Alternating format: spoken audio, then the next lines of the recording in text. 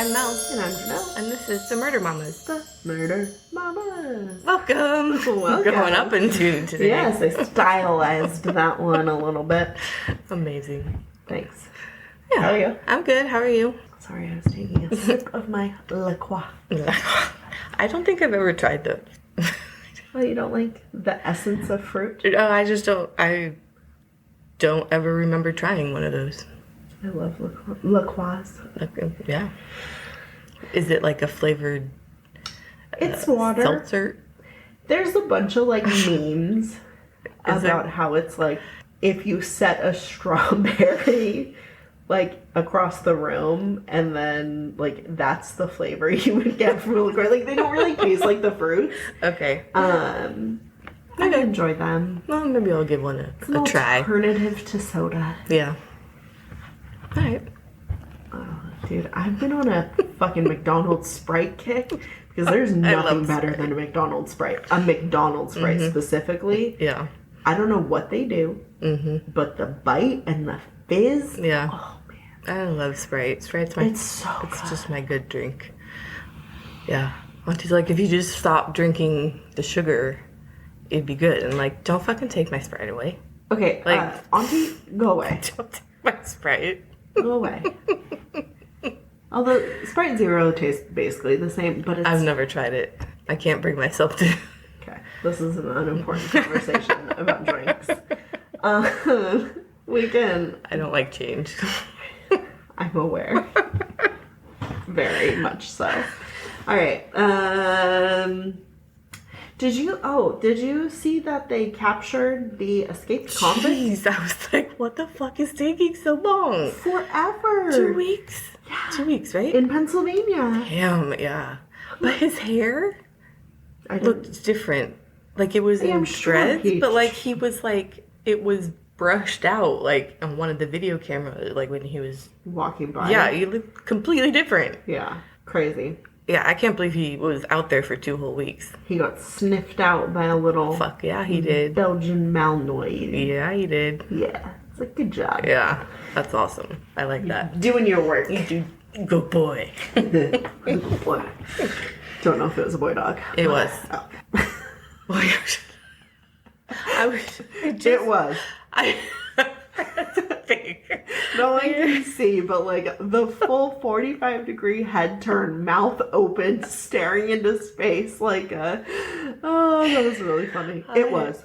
I was reading an article about it that mentioned the dog's name, and I forget what it is, but it was a male dog. Okay. Ranger. Something like, no, but Yoda, maybe? Okay. I don't fucking remember. I don't Yogi. Something like that. Rufus. No, it's not Rufus.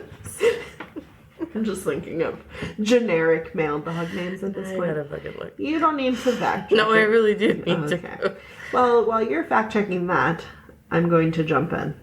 Are you ready? Mm-hmm. No, you're not ready. No, I'm ready. No, you're not. Yoda.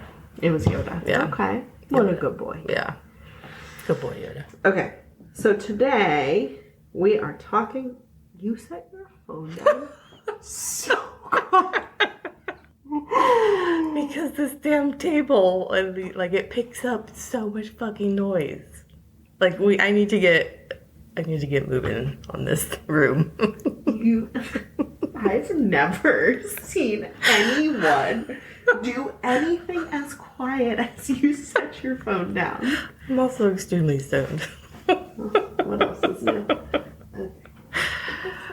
Charger. Okay, so today we're talking about Dorothea Puente. Mm-hmm. She was an serial killer. I said Anne, but I wanted to say a. Yeah. Serial killer. That doesn't sound right. She was a serial killer. Yeah. She did a lot of bad shit. Like, really evil. Mm-hmm. Very, so. Yeah. We're just gonna jump in. Okay. She was born on January 9th, 1929. Oh, so She's you're old. going I went old. backwards. I feel like one thing I want to highlight before we even get started is like the police work in this case, I feel like is so good. Oh. And they should do, like, it should be like a case study on listening to people and like really investigating. And so this would be like in the 50s that they're doing this? Because she was born in... No, the 80s. The 80s. Oh, okay. So she was older. Yeah. Okay. Oh, okay. But so it was they're like, doing good. like good police work, not like shitty police work. It's like, wow. I appreciate this, Sacramento PD.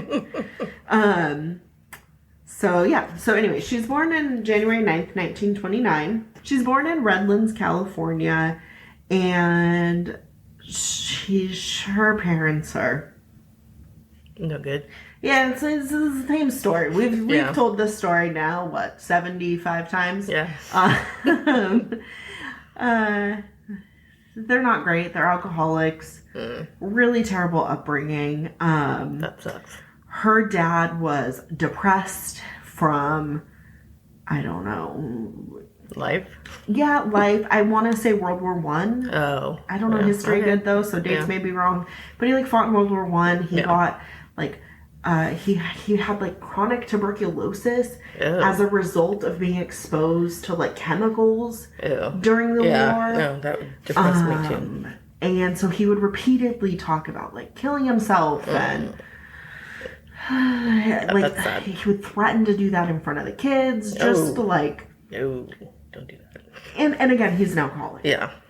Her mom, also an alcoholic. Her father dies of tuberculosis when she is 8. In 1937. Okay. Right? I'm doing math. Her mother works as a sex worker and is pretty abusive, emotionally neglectful. Sure.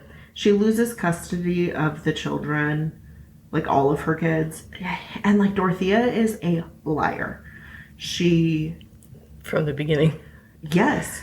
So something I was listening to said that she would build these fantastic stories as a kid, which is common for kids to do.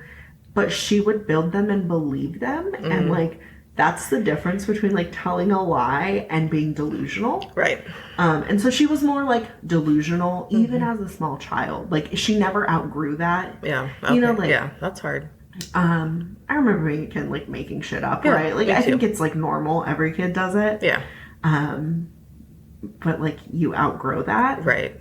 And, it was saying that at times when you don't outgrow it, it's a sign of abuse and stuff. Yeah. And so she was a pathological liar, into adulthood. That makes sense because she's taking herself out of the situation and creating her own safe space in her head. She would lie about everything. She would get happy that she could change and lie and be whoever she wanted to be by lying. That makes sense. I mean, I get it. Got older and grew up. But yeah.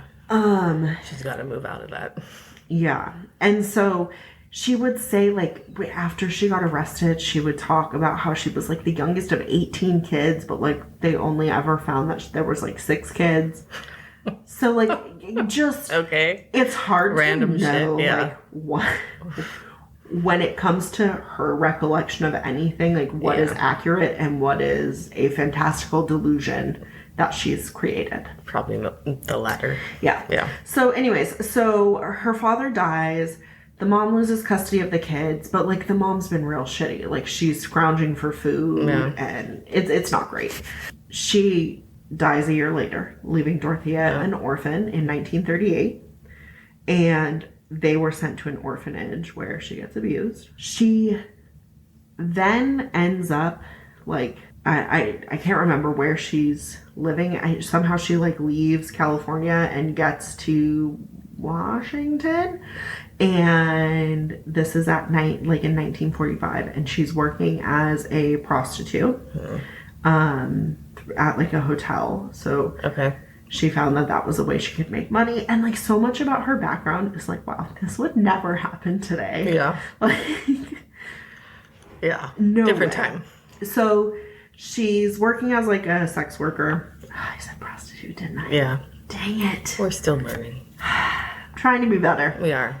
So she's working as a sex worker as a 16-year-old, and she meets her first husband, who she's 16. Yeah. mind you. Don't. His name is Fred McFall. He had just got back from like the Pacific Theater. It's like where they like the Koreas and stuff during World War II. Okay, yeah. Please be right. You could tell me anything and I'm just gonna smile and nod. Totally believing me, but I want to be right, and I can't. I don't think it's the Koreas. I think it's like that area of the world, like the Japan type areas, like Japan. Right. You get what I get it. Southeast Asia. Yeah. But they call it the Pacific Theater. Okay. I'm not sure why. I don't know. I can't get into it. Yeah. I try to avoid going on like useless rabbit holes. Like this brings nothing to the story. Right. But like But sometimes you're like, oh, that's interesting. I have to know. Yeah. And then I'm like, I didn't need to spend 2 hours reading about that. Anyway, so he had just got back from World War II. Mm-hmm. He meets her and like they get married pretty quickly. They go to Reno where she gets married under a different name. Because she's still 16? Or I does this matter even? I don't know if it's because she's 16 or like she just wanted to. Yeah, okay. So she uses a different name to get married and says that she's 31 when she when she gets married. She's not a good person. Okay. So she gets pregnant and sends her daughter that she has to live with her mother-in-law, Fred's mom. And then they have another daughter and sends her to live with another relative in Sacramento. So she doesn't want to be a parent. Yeah. Okay. And then she like places one of them up for adoption. She has a miscarriage and like it's just a lot of like tumultuous stuff. That's a lot. Mm-hmm. And Fred is like, I'm not sticking around for this anymore. Right. So they get divorced 3 years after getting married. So now we're in 1948. Okay. She is 19 years old. Yeah. A mother of 2, but does not have either of her children. Okay. And is divorced. And so she is super embarrassed. Mm-hmm. She cared a lot about like outward appearances. Okay. So now she's like super embarrassed that he left her. Mm-hmm. She ends up in Riverside where she's like working, and she ends up getting arrested there because she is trying to buy things with forged checks. Okay. She pleads guilty to that crime and she goes to jail for 4 months. Mm-hmm. She leaves Riverside after that jailing. And in 1952, she marries again, her second husband. His name is Axel Bren Johansson. And they get married in San Francisco. This is like the stories. So she creates this like persona that has a completely different name, has a backstory, is like a Muslim, Egyptian, Israeli woman. So she's being like a different character with this guy than she was with her other husband? It's not clear if like he knew her real name. To me, it's not clear. Okay. She wasn't a good wife. Yeah. We'll just get there. Okay. So he's working as a seaman, so he's gone frequently for long periods of time. And she takes that opportunity to have men over at the home and sleep with them. Yeah. And gamble away his money. And she also drinks a lot. Sweet. So they had a really tumultuous marriage. I'd be annoyed too. She gets arrested again in 1960 because she's operating like a business that's basically a front for a brothel. Oh, okay. In Sacramento. Nice. She gets 90 days in jail. And in 61, her husband, Johansson, has her briefly committed to a hospital because she's binge drinking, lying, criminal behavior, and suicide attempts. Are you done laughing? Been there. You can I relate? can totally relate.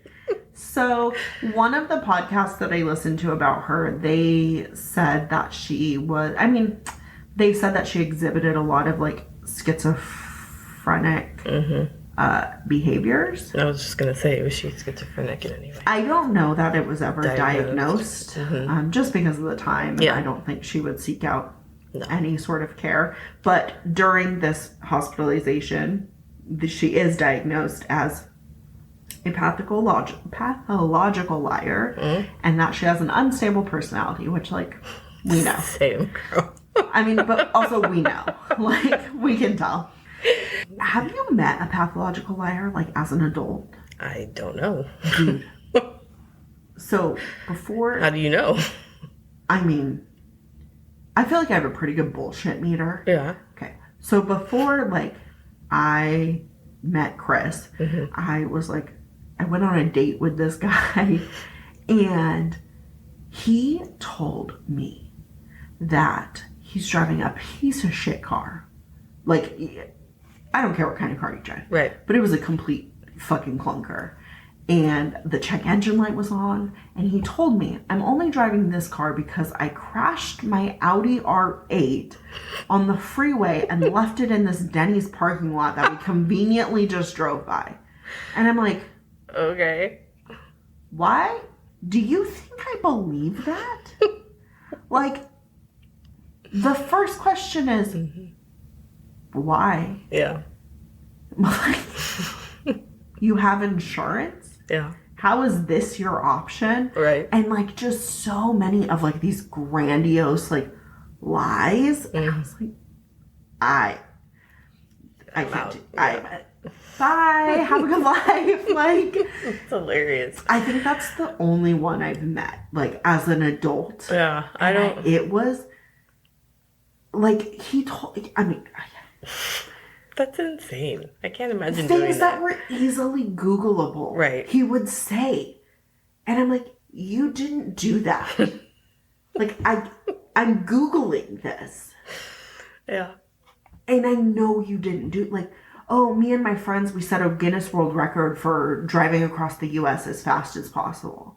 And I'm like, okay, cool. And then I fucking Googled it. And it certainly was not him. That's hilarious. It's kind of sad. It is kind of sad. You know? Yeah. So, anyways, a little aside on pathological liars. I feel like you can tell. Like, you have a I guess. fairly decent bullshit meter. Right. I don't know. You believe everything I say, so. So, they get divorced in 1966. But she continues using that name for a while. She would use a different first name, so she would call herself Sharon. Okay. It was hard for people to, like, connect dots with her for a while because she had so many different names from all these marriages. And the records are just different. You know, like... Sure. It was way different then. Oh, yeah. But she was, like, fairly charismatic and able to, like, really fool people. Yeah. Especially as she gets older and, like, we get to the worst shit. Yeah. So then she gets married Again. for a third time in 1968. This is exhausting. Yeah. I'm exhausted. And she gets married to Roberto Jose Puente. Okay. They get divorced, like, a year later. Okay. 16 months. They separate. Wow. She says that it's domestic abuse. Who knows? No. Can't say for sure. Okay. And she tries to serve him, like, with divorce papers, but he disappeared to Mexico. And their divorce isn't finalized for, like, a long time. Okay. She would continue to use that last name. That's why we called her that. Okay. For the rest of her life. Okay. After she gets divorced, she sort of, like, starts focusing on what she's going to do next. And she starts a boarding house. Okay. She starts this boarding house. She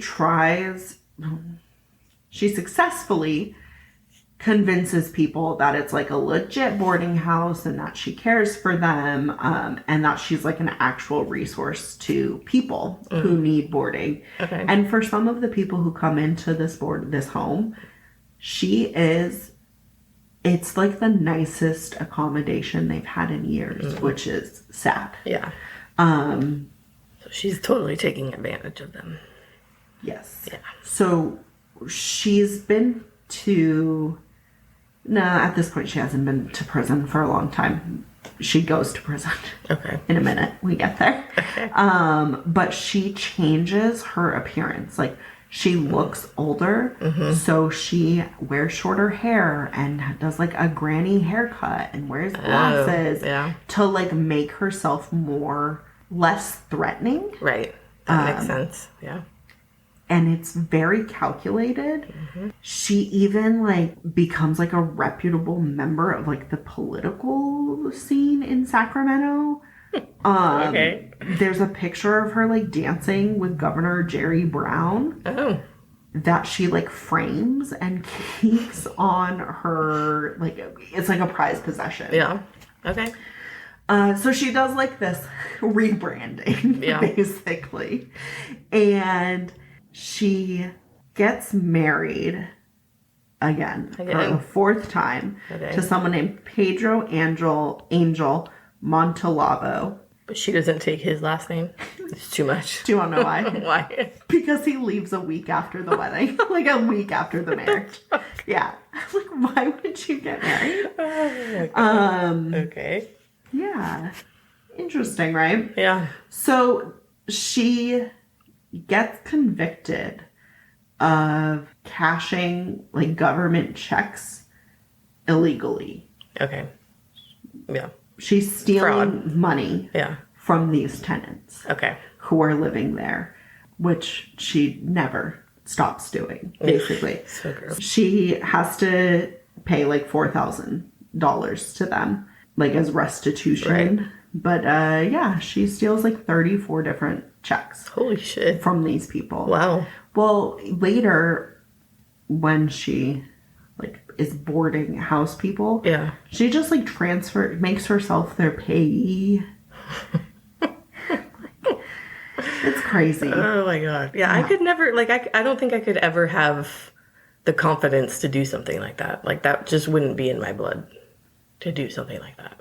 No. You know, like, you've got to be, like, you're intent on doing this. I feel like I'm such a nervous person, just at baseline, doing nothing wrong ever. Yeah. Where I'm like, oh, what if I accidentally did this thing? Where, like, I don't think I could ever intentionally do that because the guilt and the fear would eat me alive. I would think most people would. No, I don't know. Like, it just doesn't seem like... I wouldn't like it. It wouldn't... I feel like I've read enough about, like, terrible people that I like to think most people would feel that way, but I don't know. Yeah, I hear you. I think some people don't. Yeah, you're right. Scary. Shitty. Yeah. Now we're going to talk about our victims. There are 9 total that are known. Okay. So, and I don't know if I don't think that they think there's more. Okay, maybe. I don't know. In 1982, so before she murders someone, she starts like picking people up from bars, older people. Okay. Specifically like people who are retired and receiving Social Security. Right. She's a predator. Yep. So in January of 1982, she picks up someone named Malcolm McKenzie and takes him back to his apartment.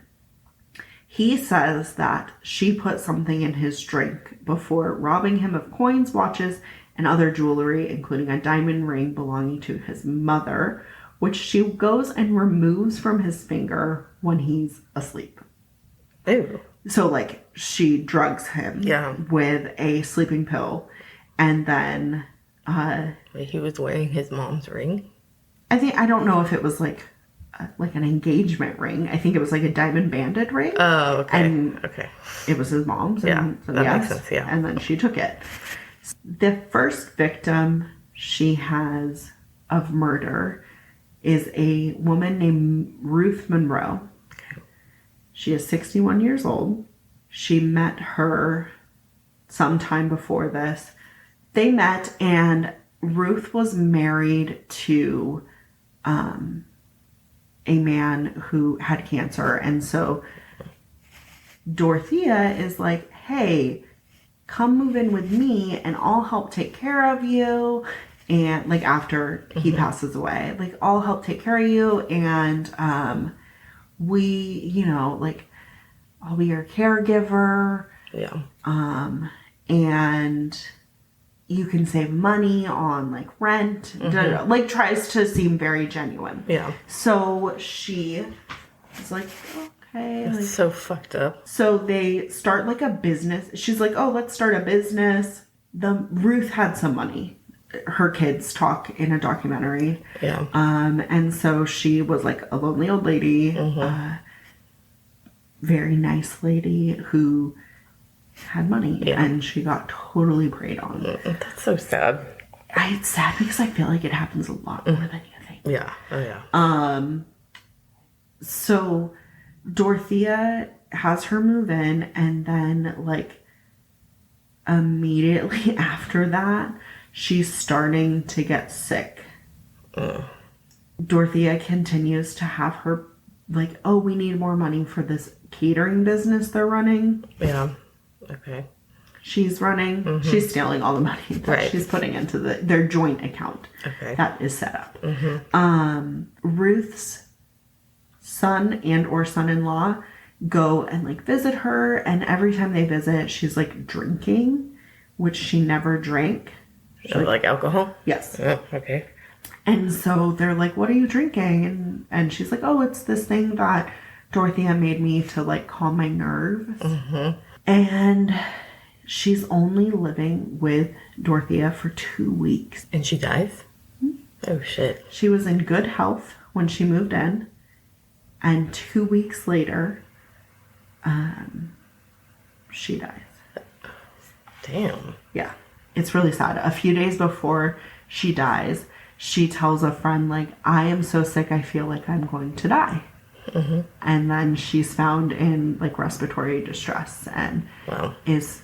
Basically, she overdoses on codeine. And so her son had visited her the day before, and she was, like, laying, unable to speak, like, in just, like, a almost catatonic state. Yeah. And Dorothea was so kind, like, oh, we're taking care of her. She's just da-da-da. And then he gets the call that she's dead. Wow. Because she died of, like, no one witnessed the death, or they're like, let's do an autopsy, and they rule it like an overdose, essentially. Okay. And they're like, I'm not sure that this is an overdose, because Dorothea's trying to say that she might have like taken her own life, and it was or it was an accidental. She's like planting things in their head. Which comes into play a little bit later too. So she's like has lies because she's good at it. Wow. That she's sort of planting in this family's head. Okay. So they ask like, we think she did this, and they're like, no, right, she didn't. So no charges are ever filed at this time, and this is 1982. Okay.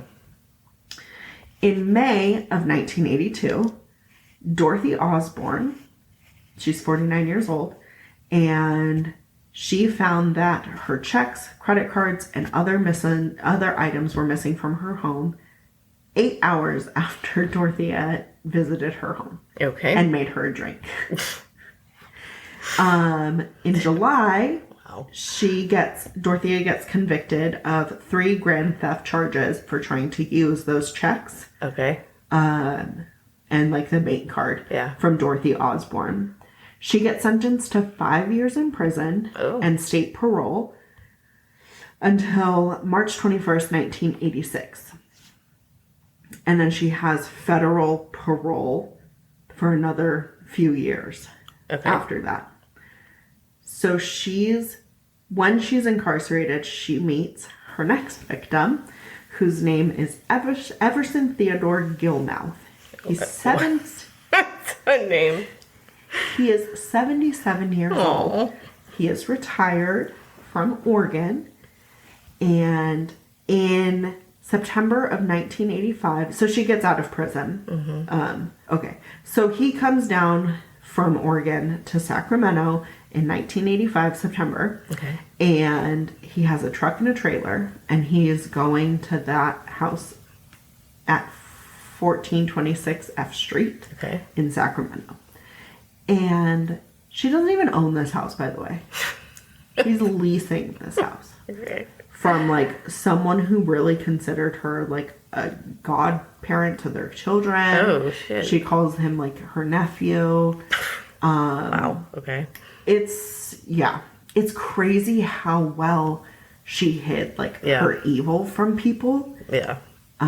It's crazy. That is crazy. So he comes down. She gets out of prison on September 9th, 1985. She serves half of her sentence because, like, for good behavior. He picks her up. And the owner of the house, the boarding house, Ricardo, who she's friends with, also, it picks her up. Okay.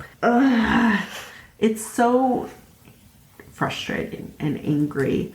Makes me so angry.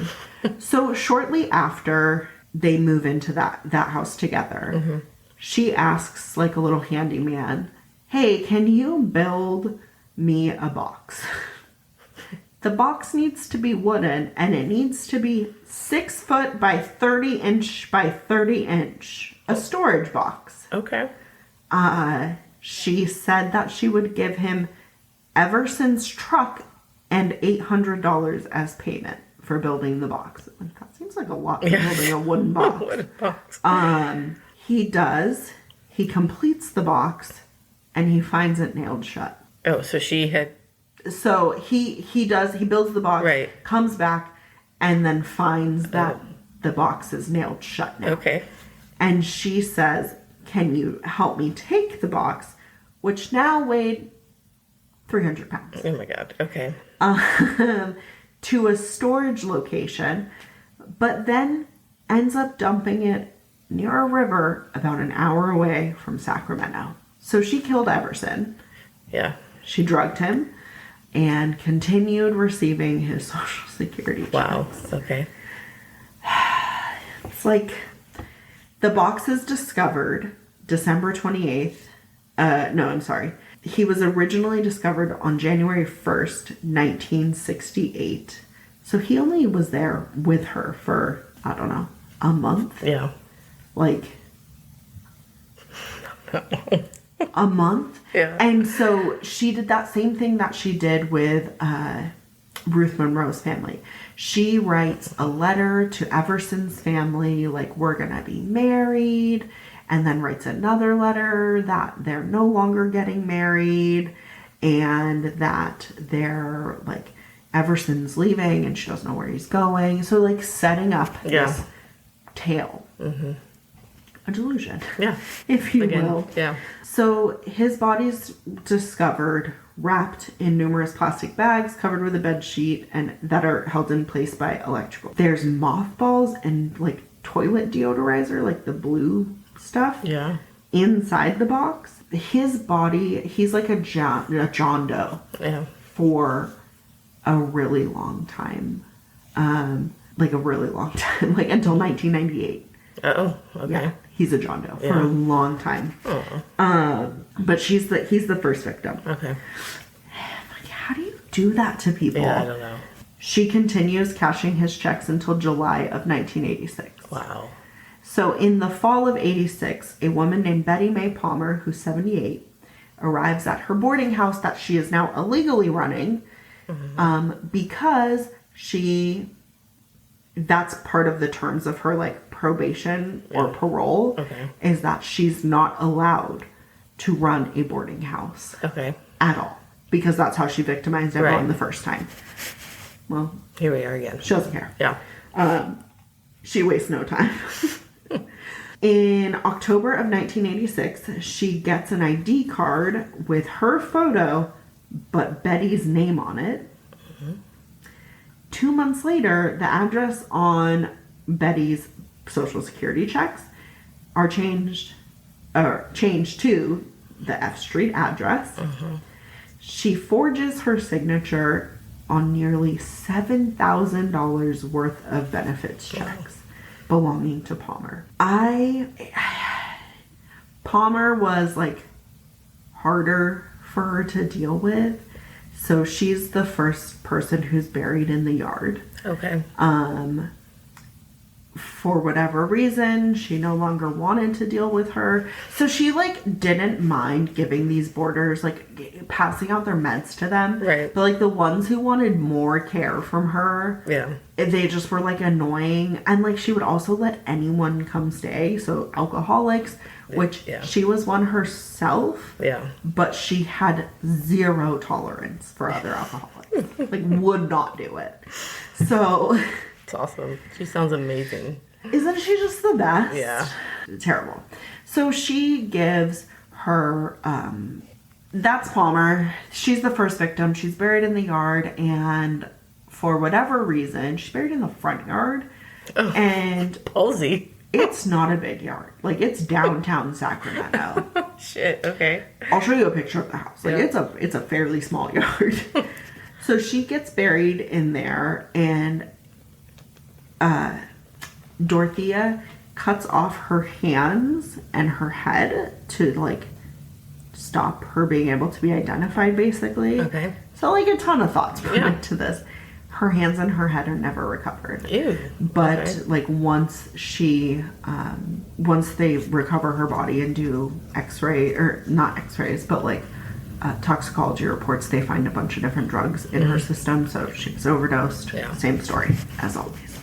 In October of 86, she has a notary go to a hospital for another person that was living in her house, a woman, Leona Carpenter, who's 78, who was also very sickly. Okay. She's has the notary go there to give herself power of attorney over Leona Carpenter in order to cash her Social Security checks.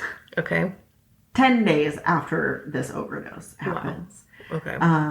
This one in particular, like, this woman's doctors were like, there's something happening because she keeps coming in really sick, overdosing on these drugs that are not prescribed to her. Right.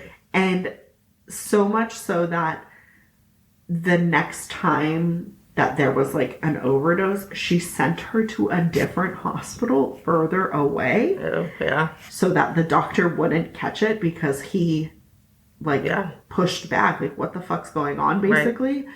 And the doctor at the different hospital ended up calling the other doctor, like, hey, I know this is a patient of yours. Like, so, like, doctors do that all the time. Yeah. And so... unfortunately, she disappears, and in February of 1987, disappears, and her body is found in the southeastern corner of the yard. So she's the second victim. And then in February of 1987, I don't want to keep going through these people. So the next victim is James Gallup. He's 62. He moves in to the boarding house, and he has, like, a tumor that is found in his brain. So, I'm sorry, in his colon, and then he also has one in his brain. He undergoes, like, a surgery to, like, brain surgery, basically, and he's an alcoholic. Okay. So he spends, like, all his time recovering laying in the living room on a couch in this boarding house. And basically she just got tired of dealing with him and, like, having to provide extra care. Sure. And so she kills him to continue cashing his checks. Yep. But, like, a local bartender at a bar was like, hey, have you seen James recently? Because he had come in and was like, wow, he's doing really well for Right. having brain surgery. Yeah. And she was like, no, he left. Okay. Like, Yep. he left. Poof. Yeah. And this whole time, like, these people are just disappearing, and she makes up stories about where they're going, and their families are picking them up. But, like, none of these people really have families. They're homeless, they're alcoholics, like, they're addicts. They have mental health issues. But even she's, like, lying to the other boarders, and telling them that these people are getting picked up by her daughter. So I can't remember exactly which victim it was. I want to say it was the first one we talked about, Betty May. She tells another boarder there, like, oh, her daughter came and picked her up, but then her daughter shows up a few weeks later and is like, where's my mom? And the lady's like, I thought you said her daughter came and picked her up. And she's like, oh, I don't know. Like, yeah. No say. So, and it's also interesting to me because she has a ton of boarders throughout this period between like getting out of prison and getting caught. And she just selectively kills them. Like, there doesn't seem to be a method. But like, she definitely targeted people who were like retirees, receiving Social Security, SSI, like any sort of government check. She was there for it. Wow. I want to get into like the investigation, but now I'm so deep into the victims. I feel like I should just finish going through the list of victims and then get to the investigation, but I hate the way that I'm doing this. Just so you know. There's, in October of 1987, Vera Faye Martin, who was 61, is sent to live with Puente. So this boarding house is like a rehabilitation center? Or it's like, just like a house that she leases from her good friend. And it's like... And then she subleases to other people? It's like an old Victorian house. No, she like presents herself to these different social workers as like a reputable care home in order to provide these people care. But the only care she provides them is passing out meds. Like, if they require more care than that, she's like not for it. And so they think that like some of the victims just became like too needy, and she's like, I'm not doing this anymore. And so she just kills them. Yeah. Anyways, so this lady Vera, she moves in on the 2nd, and on the 5th, oh Jesus, 3 days later, she forges, Dorothea forges a number on her Social Security check. Wow. Totaling over $7,000 again. Wow. So she also had like a shopping addiction, which I think is common with a few different disorders. She kills. There's not a ton of information about this woman, but she's another victim, and she's found in the yard. In the front yard still? No, the front and the backyard. This is the yard. And then the same time, October. So it was like, there's like a long cooling off period, and then it's just like all of these, like boom, boom, boom, boom, boom, boom, boom. Yeah. But she's getting away with it. Yeah, how are people not noticing that these people are gone? Well, they are noticing, but she's making up these stories. They're getting picked up by their sister, their brother, their daughter, da-da-da. But also, the neighbors are starting to be like, it's kind of fucking weird that this woman's like gardening at night all the time. Like, and also it kind of smells. I was gonna say, does the body smell underground? It has to start smelling, right? Yeah, and she would say like, especially that many. She would say like, oh, I fertilize with like composting. Yeah. Okay. Sure. It's a lot of bodies. Well, so then October 21st, 87, Dorothy Miller, who's 65, she is placed in a flat in her room. And so I don't know how, but like she makes someone else the payee on this woman's Social Security benefits. A week after her arrival, she disappears. Wow. Okay. Just $11,000 in checks. Wow. Like, wow. Yeah. In November of 1987. So she there's a letter that's sent to the Social Security office in Sacramento by a woman who's living in this house. Her name's Brenda Trujillo. And this woman is accusing Dorothea of stealing her Social Security checks totaling $3,500. And they had met in jail.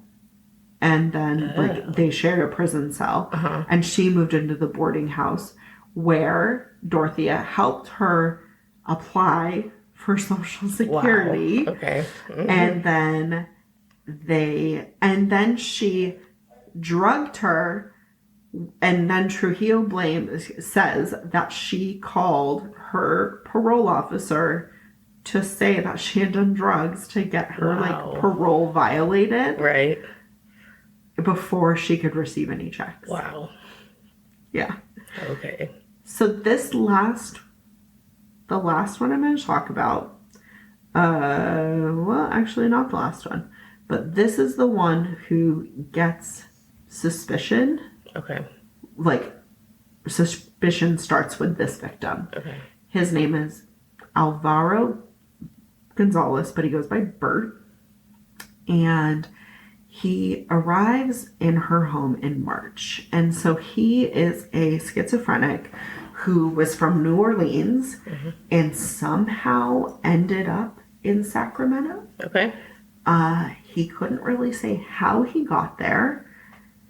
It's so fucking sad. That is sad. So he can't really say like how he ended up there, but he ended up in Sacramento and he's living in like what's called a detox center. And a social worker at the detox center is like, you're not, like, he wasn't an addict at all. Yeah. He just had like mental health issues. Or he had schizophrenia. Yeah.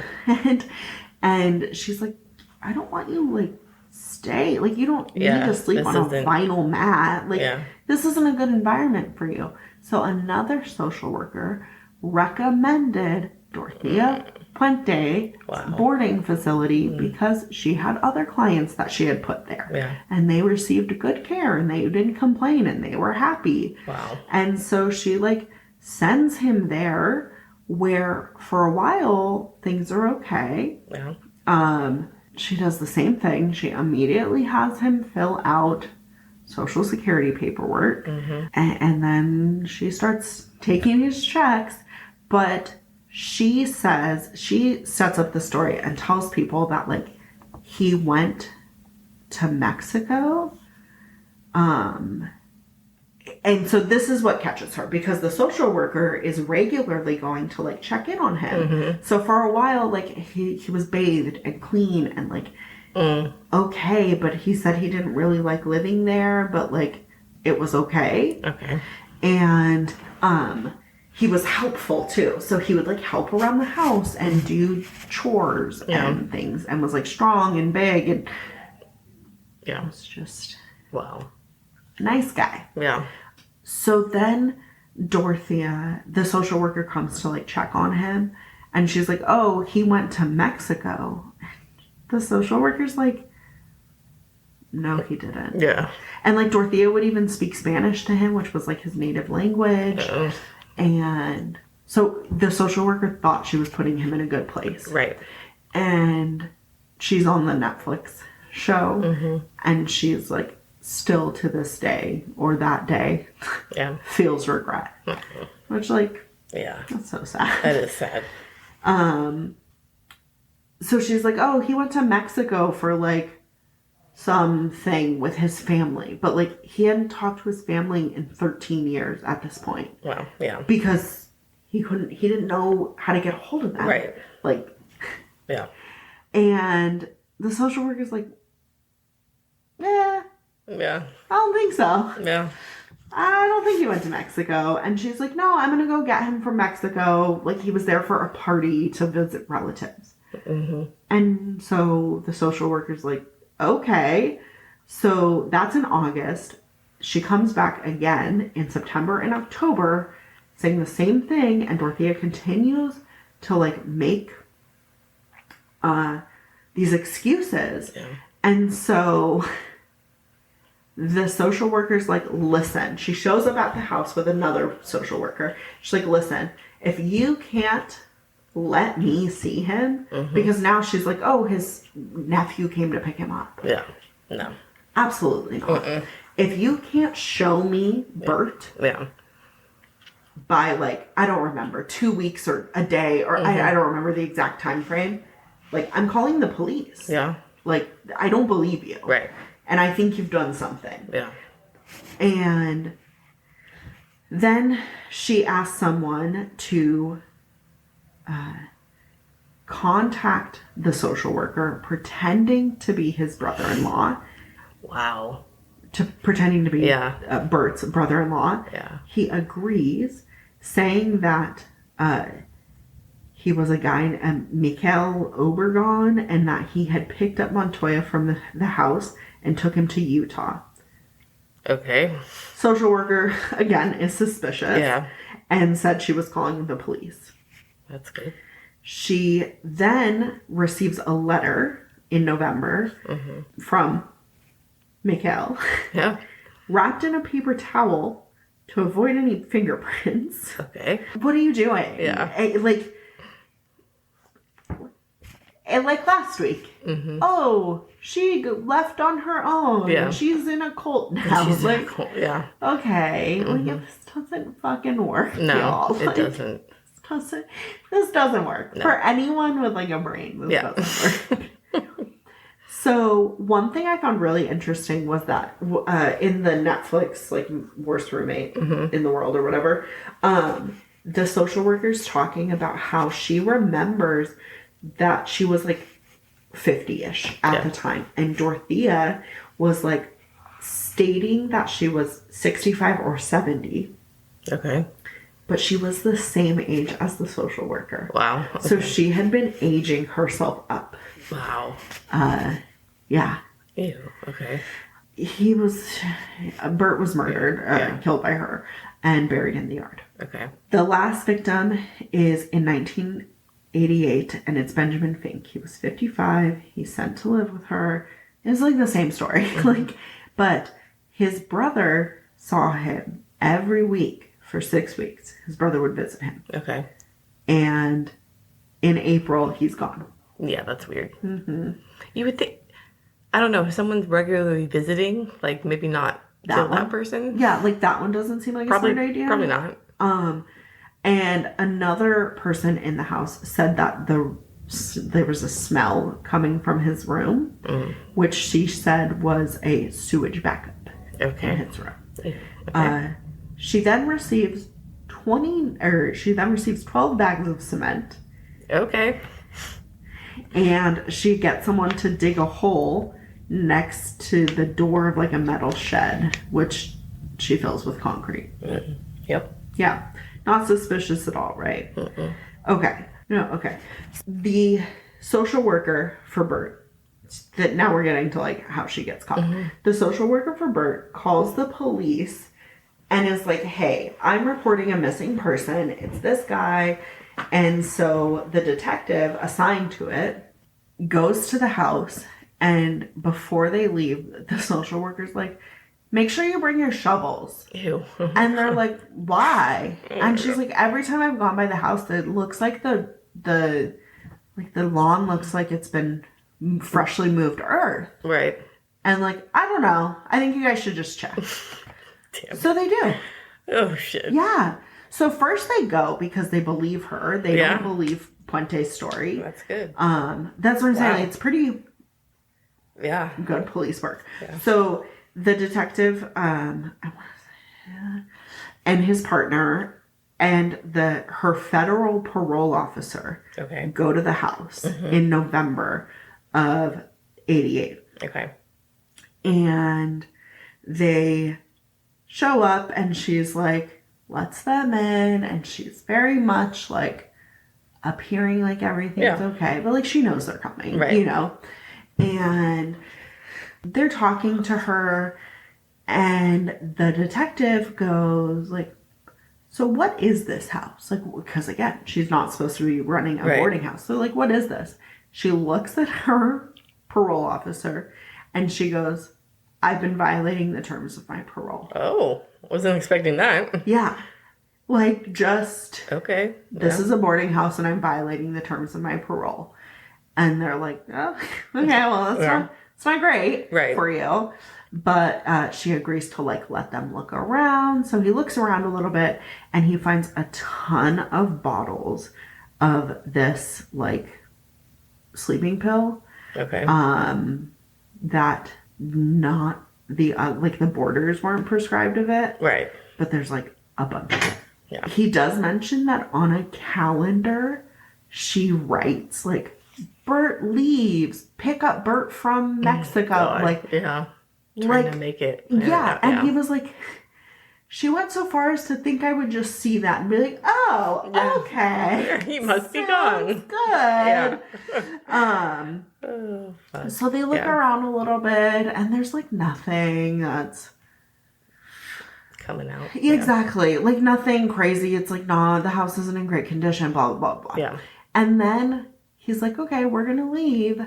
But, you know, I really just want to, like, let the social worker know that we checked everything. Do you mind if we dig in the front yard? Oh, shit. Do you mind if you dig in the yard? And she's like, yeah. Like, first she tries to, like, stall and, like, come back another day, da, da, da. Yeah. And he's like, no, like, we got our shovels. Yeah. It's fine. We can dig a little bit. Do it right now. And so she's like, okay. And she, like, goes up to a patio and is, like, watching them as they dig. So they start digging and he's, like, digging. And then he hits, well, as he's digging, he's, like, finding, first it's, like, a fabric, like a pinkish, reddish, like, fabric. And then he's finding in the dirt what he describes as beef jerky. Like, it's like some sort of, like, substance that appears to be like beef jerky to him. Okay. And then he, like, digs, his shovel hits something. So he pulls really hard and he pulls out, like, he recognizes a joint of a human femur bone. Ugh. So he's like, oh, okay, like, I'm going to get out of this fucking hole now because now this is a crime scene. Right. And they also, I didn't mention this, but I really want to mention this. They speak to the other, like, boarders, the boarders in the house, and one of them slips a note before he leaves. His name's John Sharp. And he says, the note says, she's making me lie. Yeah. So they bring him in for, like, questioning, and he tells them the whole story about, like, what he saw while he was, like, living at that house and that she made him lie or, like, asked him to lie. But anyways, I can't remember. I watched her police interview and I can't remember when it was. So give me a second. Or if they bring her in a different day. And I don't want to misspeak, but, like, at one point, so after that body's found, which is the body of Leona Carpenter. So after that body's found, they bring her into the station to, like, ask her questions like they would. But she's not immediately a suspect because they don't know who this person is, right? It's like, this is an old historic home. Like, I mean, it could be anyone. Yeah. Without doing, like, dating and forensic on any of it. They're like, no, we have no idea who this is. Yeah. So I feel confident. They bring her in and they question her. And I watched the entire questioning of this where she is, like, adamant. She doesn't know who this body is. She says that when she was in jail, she doesn't know who was living at the house. It could have been someone else. She has no idea. No idea. And that's pretty much, like, the gist of the questioning is, like, her denying everything. Right. She's very nervous during the interview, and she's like, I'm nervous because I've been to prison before. Yeah. And the detective's pretty like, nah, like, I think you're nervous because you fucking did this. Right. But there's nothing. Like, they can't arrest her. Yeah. For just... There's no evidence linking her to the... Correct. Yeah, okay. So, they obviously begin, with her permission, they begin digging up the rest of the yard because there's all these spots of fresh earth. Yeah. This is when they find the other 7 bodies. Shit. But the next day, or I don't know if it's the next day, but like while they're digging up the rest of these bodies, she's there and she's like, I want to go to the hotel because it's her house. Right? So like, she's still there. Yeah. And she's like, I want to go to the hotel, like across the street or whatever, to have a coffee, to get a coffee and like get away from this. Because there's like media everywhere. And to like get away from this and have a coffee with my nephew. And so the detective's like, okay, like I'll walk you over there. Somehow she slips away. Jeez. Okay. And so she disappears.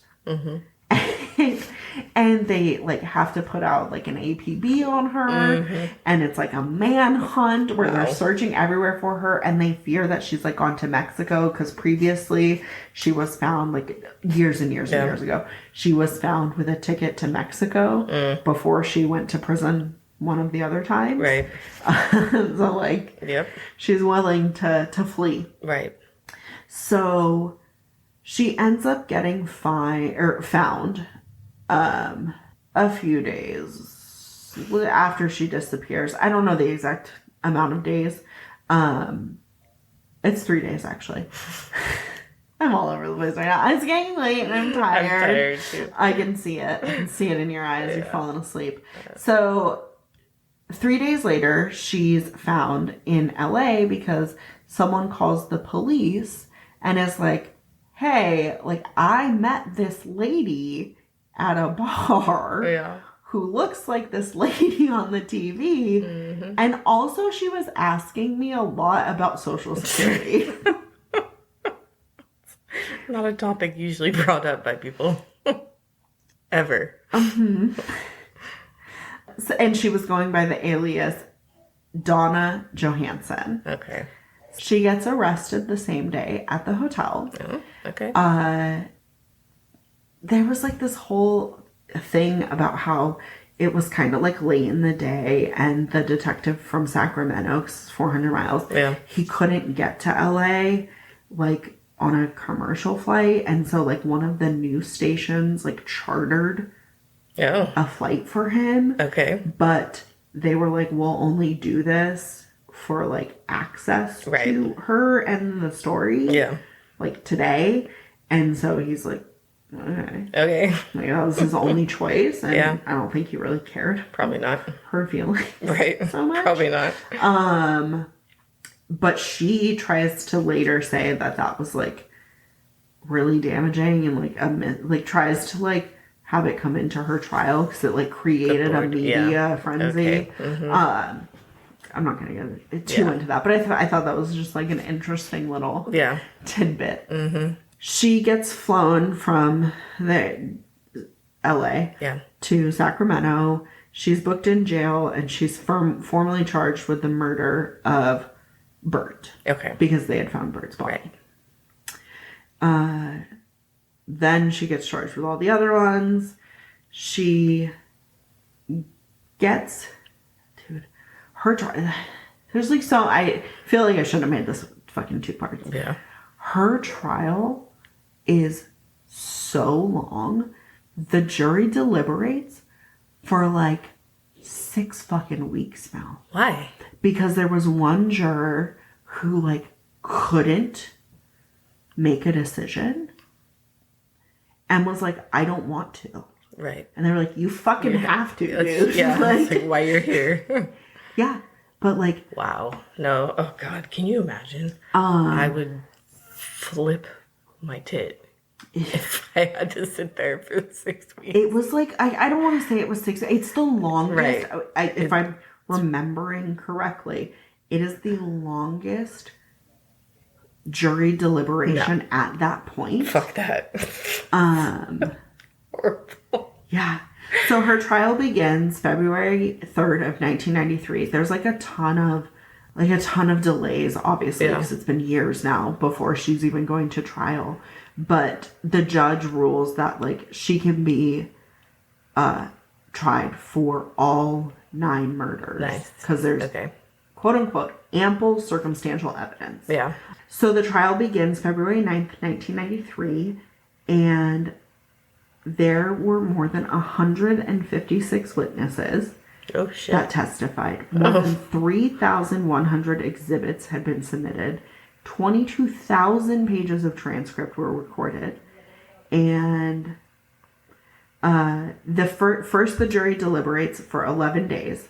Yeah. And that's in August. Okay. So the trial itself was 6 months. Okay. And then they deliberate for 7 days. They say that they're deadlocked on all 9 counts of murder. And they and we need help. Like, what do we do? Yeah. And so he ordered the jury to continue and break their deadlock. So now on August 26th, she gets convicted of 3 counts of murder for Benjamin Fink, Leona Carpenter, and Dorothy Miller. The jury deliberated for 35 days and remained deadlocked on the other 6 cases. Seriously? Mm-hmm. Because of one? I believe it was one person. Lord. Yeah. So they remained deadlocked on all of those.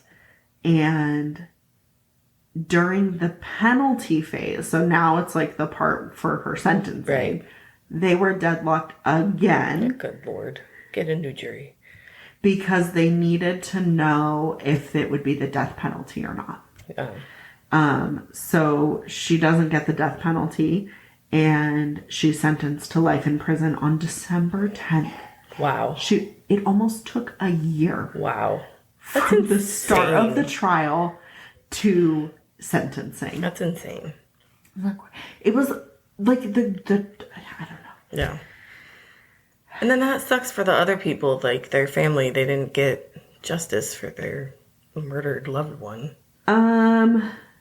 If she was only counted on 3 of them. Yeah. I would be pissy. I would be like, no, I want my body counted. Especially I feel most bad Everson and Bert. Yeah. Yeah. It's really sad. I forgot about this. I just remembered. Bert's mom, because he disappeared from New Orleans, she had been searching for him for 13 years. Oh my gosh. And the police, she was 92 years old, and the police were able to tell her that they found him, and unfortunately he was dead and had been murdered. Yeah. But at least she knew she that. could stop searching before she died. That's horrible. Fucking heartbreaking. Yeah. I heard that and I was like, no, that's horrible. oh my god. It's so sad. So she gets life in prison, and she is incarcerated at the Central California Women's Facility in Chowchilla, California. Okay. And then she dies there in March 27th, 2011, at 82 years old from natural causes. Huh. And that is the story of Dorothea Puente. Wow. So much. If I was her ex-husband with the last name Puente, I would demand that she gets a different last name. Right? Take that fucking shit off your name. I do not want to be connected to you. Just for socials, I don't know. It's that's rough. Yeah. And it wasn't even a shit ton of money. It's Social Security is fucking pennies. Yeah, you don't get, it's not that much. Bert, I think, was $560 a month. Right. It's not that much. Ma'am. Yeah, Ma'am. It's not worth a life, yeah. Well, if you have no regard for human life, then I guess, it is. But I just... mind-blowing. Yeah, that's rough. And, the fact that she was just burying these bodies. She was an older lady. She wasn't as old as she was presenting, but still, Yeah. Bert was a big fucking Right. dude. How'd you get it? Yeah. She would drag them. She would like wrap them and drag them down a flight of stairs. That's a lot of work. Oh, I didn't mention this, but there was like a room in the house where there was like carpet laid over carpet, and the detective went in and like pulled up the first layer of carpet and got the most distinctive smell of like death, decomposition, and just putrid. That's so gross. Because that's where she would like kill them, basically, or like have them, you know, poison them, right? And then she would like wrap them up and pull them down the stairs and pull them outside into these holes. And you know, have you ever seen what we do in the shadows? It's a pretty like it's a niche show. Yeah. It's funny. It's good. Okay. But they're vampires. Yeah. And so they kill people and they bury them in their front yard at night. Yeah. Like as I was reading, I was like, wow. Wait a minute. This sounds familiar. This feels familiar, but like they have to stop burying because they're vampires. Right. And so it's like a lot of people. Yeah. And so it's creating a sinkhole because they're burying too many people. Fuck. So, Oh my god. But like, yeah, I don't know. how do you not notice? Oh, and like, you know, a lot of times when these kinds of things happen, like Ariel Castro and all these houses where these horrific things happen, they get torn down. This one can't because it's a historical building. Oh shit, they can't make an exception. So there's actually a couple who purchased the home like years and years later. Yeah. And they've like redone it. I watched like some video where they put up like some signs around the house. It's like really tasteless. Like, the bitch did it, I didn't. Like saying it as the house saying it. Like, I'm not guilty. Right. Or like another sign that says like, don't step under the grass. Oh my god. So they live there, or they just put these there. like... No, they live there. Wow, okay. There's like a mannequin that they've, like a statue mannequin that they've dressed up as her when she gets arrested. Wow. Like in the front yard. And like they did like an open house where some of the, because again, it's like a historical building. Yeah. So this is their residence. Right. Where the detective who was on the case, he showed up and was like, it's nice to see this house full of life, like rather than everything that it's like to continue its history in like a positive way. Yeah. He was like, it's nice, but the owners like they just tried to make humor out of it. Sure. But, like I'm sure some people think it's tasteless. Yeah. But like some of the signs were kind of funny. Yeah. Sure. Like the stairwell she would drag people down. He put a sign that was like thump. Oh my god. And he was like, I know this is tasteless. So like, most things are. But like they still live in the house and they've tried to like bring life to it. And he says people come by and they visit the house like all the time. And he was like, you know, maybe I'll take some of this stuff down because it is tasteless. And like he was being self-aware. Yeah. And people would come by and be like, oh, where's the mannequin with her? So like they leave it. It's like a tourist destination kind of. I guess I could see that. Yeah. I don't know if I'd want to live. No, absolutely not. There's no way. Mm-mm. I mean, they did get the house for really cheap. I'm sure they did, but no. Even the realtor was in the video, and they're like, "Are you sure you want to buy this house?" Because they were looking at a different house on the street, and then they saw that this one was for sale, but like not being advertised. They were like, "Hey, what's up with this house?" And the guy read the disclosures, and he was like, "Whoa, are you guys sure?" And they were sure, and like, they live there and they're happy. And well, good for them. It's like a fairly cute house. It's like a little Victorian, like old Victorian house. But anyway, so that's the house. That's Dorothea. That's insane. And that's good job. it. Okay. I'm glad I didn't do the cult. Yes. We'll keep that one in the research file. Yeah, in the back books. All right, thanks. Bye. Thanks for listening. You can find us on Instagram at The Murder Mamas. Facebook, The M Mamas. Twitter, The Murder Mamas. email, themurdermamas@gmail.com. and if you like us and are happy with our content, please leave us a review and a 5-star rating. We would appreciate it. Bye.